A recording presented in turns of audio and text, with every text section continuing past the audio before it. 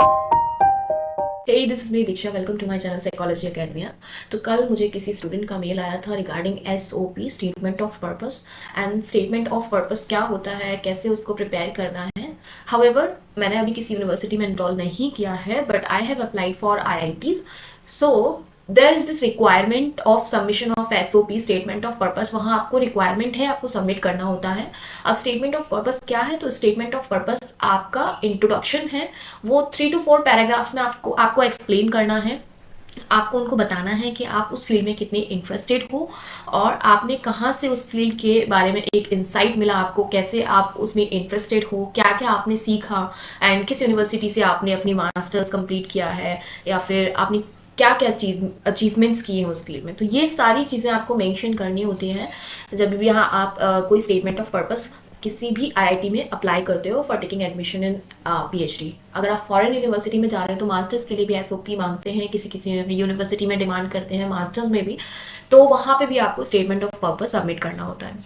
यहाँ पर हम स्टेटमेंट ऑफ पर्पस को 3 स्टेप्स में डिवाइड कर देंगे for making it more easy. तो यहाँ पर हम बहुत सिंपल लैंग्वेज में समझेंगे कि हमें एसओपी कैसे लिखना होता है, और स्टेप बाय स्टेप उसको चंक करके हम समझेंगे। तो पहले जो पैराग्राफ है, फर्स्ट पैराग्राफ है, 3 to 4 लाइन में आपको मेंशन करना है आपका नाम, विद सिंसियर ग्रेटिफिकेशन, आपने पोस्ट ग्रेजुएशन कहाँ से किया है, आप किस आईआईटी में अप्लाई करना चाहते हैं, कौन से डिपार्टमेंट में अप्लाई करना चाहते हैं, क्या आपका एरिया है, वो आपको फर्स्ट 3 to 4 लाइन में मेंशन करना है। देन आप कर सकते हो, आप खुद को इंट्रोड्यूस कर सकते हो। फॉर एग्जाम्पल ये मेरा इंट्रोडक्टरी पार्ट है जिसमें मैंने इंट्रोड्यूस किया है, मैं साइकोलॉजी फील्ड से हूँ, तो मैंने उसी तरीके से यहाँ पे मेंशन किया है that I was first introduce to the academic field of psychology during my masters. क्योंकि मैंने मास्टर्स में ही साइकोलॉजी सब्जेक्ट लिया था, उससे पहले मेरा बैचलर ऑफ कॉमर्स था, तो मुझे ये चीज़ मेंशन करनी थी। And that I mention I was first introduced to the academic field of psychology during my masters, although intrinsically I always been motivated to know human behavior. Now आपका जो subject है, तो आप बता सकते हैं कि आप intrinsically मतलब पहले से ही मोटिवेटेड थे उस चीज को जानने के लिए। My childhood experiences introduced me with varying degree of individual differences and environmental stressors to coping strategies and outcomes.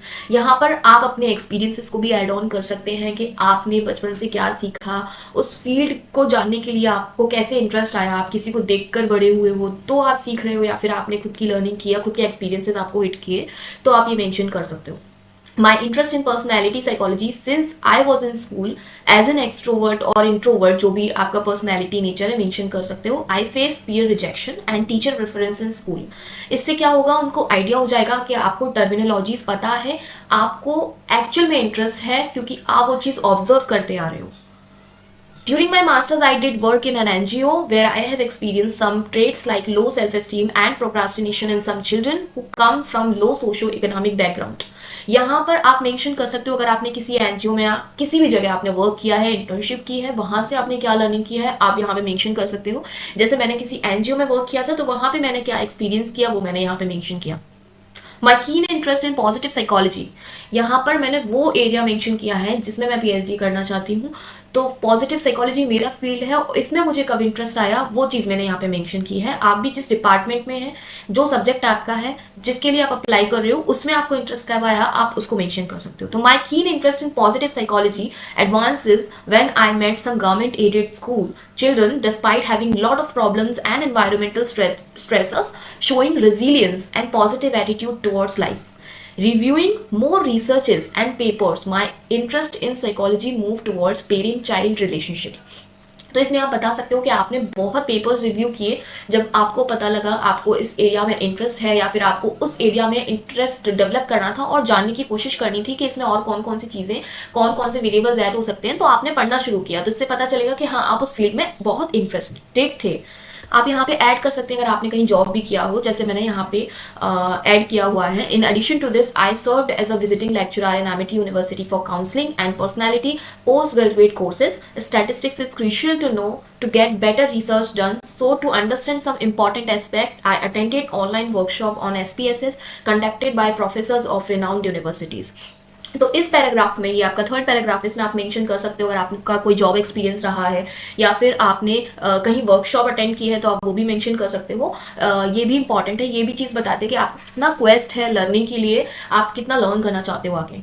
While having a firm grasp of theory is important, it is crucial to gain hand-on experience. So in my point of view, आप बता सकते हो आपको क्यों apply करना है। Like मैंने ये IIT कानपुर के लिए मेंशन किया था, तो आप किसी भी IIT के लिए मेंशन कर सकते हो। तो IIT Kanpur is the ideal place to pursue my goal since it has the most advanced and modern technologies required for research purpose.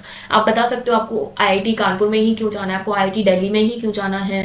तो वहाँ की फैकल्टी के बारे में जानने के बाद आपके जो गोल्स हैं वो उनसे अलाइन कर गए थे, एंड इसलिए आपको वहीं एडमिशन लेना है और वहाँ पे आप अपना कंट्रीब्यूशन देना चाहते हो और ऑर्गेनाइजेशन की ग्रोथ की तरफ काम करना चाहते हो। Finally I believe that I possess the basic aptitude, discipline and perseverance to sustain the motivation required for the research career, and IIT Kanpur is the best place to achieve my career goals. Last में आपको इसी line लिखनी है, I shall be highly obliged if my candidature is accepted. तो ये आपका एक छोटा सा SOP हो गया, simple and sweet. So I hope you like this video and this will make your SOP very clear and concise. So thank you for that. Thank you for loving my video, and please subscribe so that I can get to know that you like my video. Subscribe.